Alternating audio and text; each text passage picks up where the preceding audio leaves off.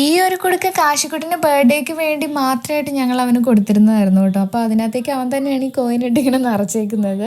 അതുകൊണ്ട് അവൻ്റെ ആയതുകൊണ്ട് തന്നെ കോയിൻ മാത്രമല്ല വേറെ പലതും ഇതിനകത്തുനിന്ന് കിട്ടിയിട്ടുണ്ട്. അപ്പോൾ ഞാൻ 1 രൂപ മാത്രം പെറുക്കി അവന് കൊടുത്തു, അവൻ്റെ 100 വരെ എണ്ണാനുള്ള അവൻ്റെ കഴിവ് മെച്ചപ്പെടുത്താൻ. അപ്പോൾ ഞങ്ങൾ രണ്ടിനെയും പെനിയിലിരുത്തിയിട്ട് ഏട്ടൻ അവൻ അറിയാതെ പോയൊരു ഗിഫ്റ്റ് മേടിച്ചിട്ട് വണ്ടിയുടെ ബാക്കിൽ വെച്ചിരുന്നു. ഗിഫ്റ്റ് എന്ന് പറഞ്ഞാൽ ഞങ്ങൾ ഓൾറെഡി സംസാരിച്ച് വെച്ചിരുന്ന ഒരു വണ്ടിയായിരുന്നു മേടിച്ചിരുന്നത്.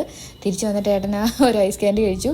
പോകുന്ന വഴിക്ക് കണ്ണിന് കുളിർമയുള്ള കാഴ്ചകൾ. ഇത് അയാൻ്റെ പപ്പയാട്ടോ. അയാൻ്റെ പപ്പയും കാശിയുടെ പപ്പയും ഭയങ്കര ഫ്രണ്ട്സാണ്.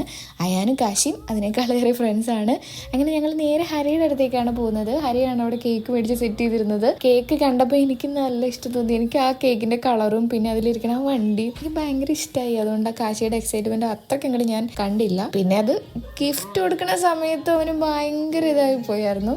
ഗിഫ്റ്റ് കൊടുക്കുന്നതിനേക്കാളും ആ ഗിഫ്റ്റ് എന്താണെന്ന് കണ്ടു കഴിഞ്ഞപ്പം, കാരണം ഞങ്ങൾ ഓൾറെഡി പറഞ്ഞിരുന്നു ഈ ഒരു വണ്ടി കൊള്ളാം അടിപൊളിയാന്നൊക്കെ പറഞ്ഞ് ഇങ്ങനെ സംസാരിച്ചുകൊണ്ടിരിക്കുന്ന ഒരു വണ്ടിയായിരുന്നു.